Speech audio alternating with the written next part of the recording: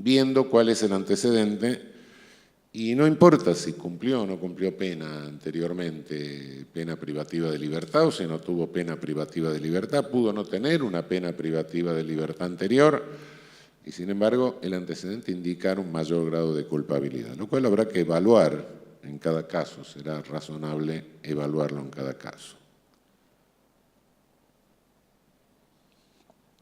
Máximo de la pena privativa de libertad, lo que proponemos son 30 años, conforme al Estatuto de Roma, a la ley que ratifica el Estatuto de Roma. ¿En razón de qué? De que la ley que ratifica el Estatuto de Roma puso 30 años como máximo de pena para el genocidio.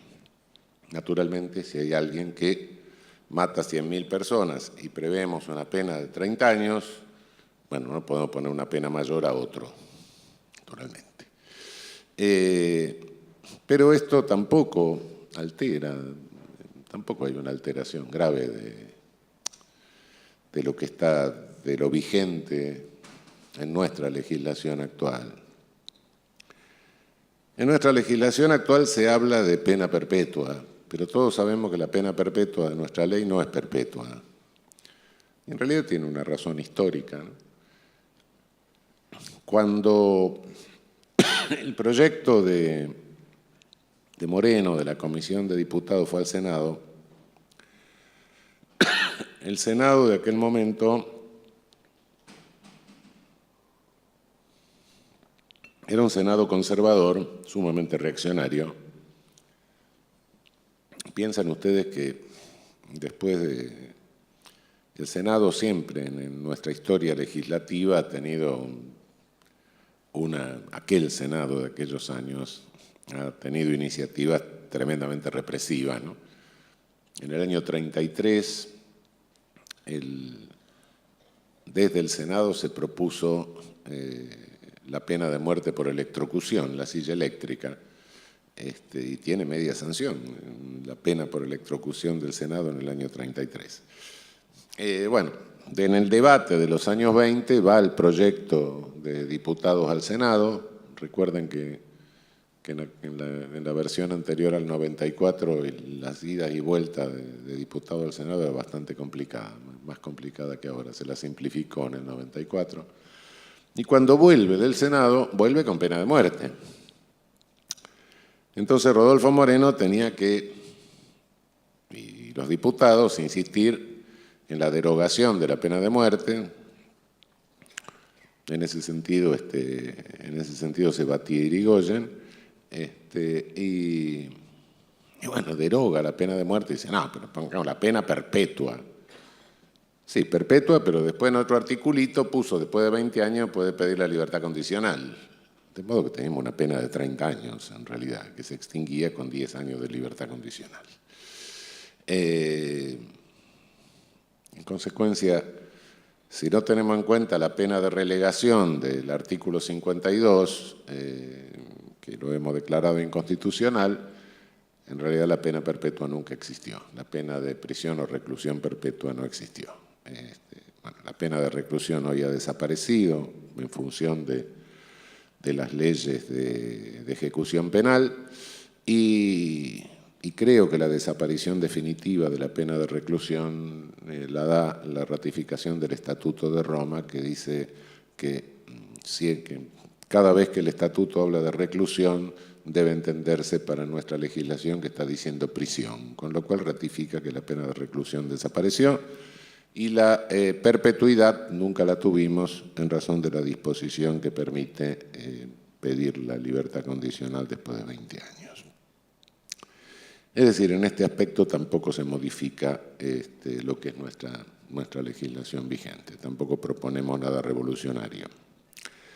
Lo que sí después hemos hecho en el texto, en la parte especial, que ha traído que es bastante compleja, es la incorporación de toda la legislación que está distribuida en leyes penales especiales, que es verdaderamente asombrosa, ¿no? Yo siempre digo que hace 50 años más o menos mi abuelita sabía qué era lo prohibido, lo no prohibido, y qué era lo punido y lo no punido. Y hoy ni siquiera los profesores de Derecho Penal lo sabemos. No estamos muy seguros. Muchas veces tenemos un momento, decimos, y tenemos que ir a agarrar el texto, ¿no? Y ni siquiera tenemos texto oficial, de modo que estamos en manos de los editores que se les ha ocurrido poner o no poner las leyes penales especiales en la parte de atrás del código, o de los errores de imprenta que puedan haber cometido en las ediciones comerciales.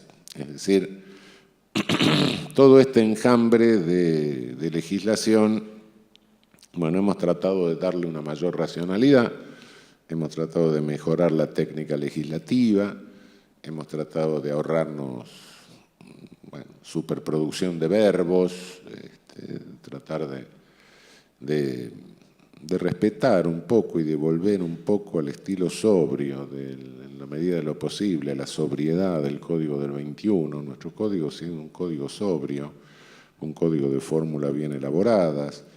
No sé si lo hemos conseguido, pero por lo menos esa ha sido nuestra sana intención en este aspecto. Quisiera, por último, explicar algo que posiblemente ayer no haya quedado claro. Estamos hablando de neopunitivismo, estamos hablando de un movimiento mundial de represivización, estamos hablando de un modelo de Estado que no va para el lado de un Estado de derecho, va más bien para el lado de un Estado de policía. Eso es un movimiento mundial. Entonces, cabría preguntarnos un poco o explicar un poco qué es lo que está pasando en todo el mundo con esto. ¿Hacia dónde? ¿O dónde está el meollo de esta cuestión? ¿Dónde está la dificultad que estamos teniendo para contener las pulsiones del Estado de policía que queda encerrado adentro del Estado de Derecho? En este juego de pulsión y contrapulsión de que hablaba ayer, bueno, ¿qué es lo que realmente está pasando detrás de esto? Creo que lo que realmente sucede es resultado del juego de poder que hay hoy en todo el mundo. El juego de poder se da hoy entre grandes corporaciones transnacionales, enormes corporaciones transnacionales, y los poderes políticos de los distintos países.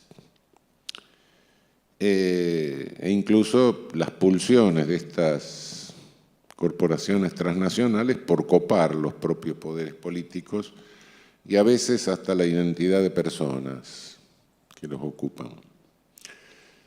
Si tuviera que graficarlo, diría, bueno, ¿quién manda? ¿Los que votamos o las corporaciones transnacionales?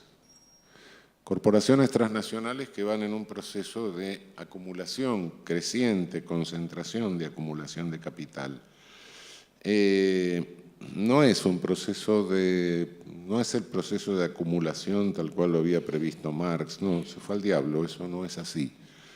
No es que Marx nunca entendió el colonialismo, ¿no? Entonces él entendía que al incorporarse por el colonialismo población iba a llegar un momento en que el capitalismo, el proceso capitalista iba a abarcar todo el planeta y entonces después iba a producir la concentración y una revolución, etc. No abarcó todo el planeta ni mucho menos. No, ni el colonialismo fue un motivo de alegría y de progreso y de avance histórico.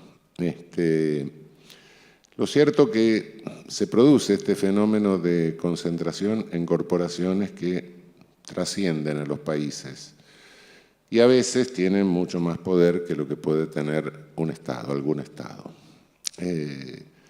Esta pugna, en definitiva, es una pugna que se traduce en modelos de sociedad. ¿Qué estados queremos? unos estados que formateen, que intenten configurar una sociedad más o menos redistributiva de renta, un estado que diga acá no se redistribuye más nada. En realidad, desde los años 70 del siglo pasado, se termina la onda expansiva económica de posguerra, con la crisis del petróleo, y a partir de entonces surge toda una ideología de libre mercado, con Milton Friedman, con Hayek, que dice, no hay que dejar actuar a las corporaciones, no tenemos que interferir en la redistribución, es decir, retoman lo que había sido una vieja jurisprudencia norteamericana de mediados del siglo XIX, de alguna manera. Retoman argumentos de aquella vieja jurisprudencia que decía, no, el impuesto progresivo es una confiscación, por ejemplo. Bueno, prácticamente se llega a consecuencias de carácter análogo. Todo lo que sea redistribución es una confiscación que conspira contra el desarrollo, porque lo mejor es seguir fomentando que los que tengan más, porque de esa manera van a derramar para abajo. En realidad no se derramó nunca nada si alguien no presiona un poco. Pero bueno, esa es por un lado. Entonces, optando por eso, bueno, el modelo de sociedad es un modelo donde los excluidos de la renta, los que tienen menor renta y tienen que aguantarse con la menor renta o no tienen casi ninguna, hay que controlarlos. ¿Cómo se los controla? Con un aparato punitivo. Entonces el Estado, en lugar de dedicarse a presionar para redistribuir un poco, se tiene que dedicar solamente a controlar a los que llevan la peor parte. ¿Por qué? Porque así estos son impacientes y no están dispuestos a esperar que los de arriba derramen algo. Entonces esta impaciencia de los que llevan la peor parte hay que controlarla mediante el poder punitivo. Este es el esquema básico del neopunitivismo y lo que hay detrás de todo este neopunitivismo. Ahora, ¿cómo se manifiesta? Bueno, ¿cómo se manifiesta concretamente y dónde? ¿A partir de dónde? Hace un rato les mencioné que por los años 60 los Estados Unidos era un país normal en cuanto a su sistema penal. Y es cierto. Realmente, tenía sus luces y sombras, como tiene todo ejercicio de poder punitivo, como tiene todo sistema penal. Pero desde el punto de vista de legislación comparada, lo mirábamos con interés, sobre todo por la ejecución y control de las penas no privativas de libertad. Esto que estamos proponiendo de sistema de inspecciones y de asistentes de prueba, proviene originariamente de la experiencia norteamericana de mediados del siglo pasado. No es ninguna novedad, por otra parte, ¿no?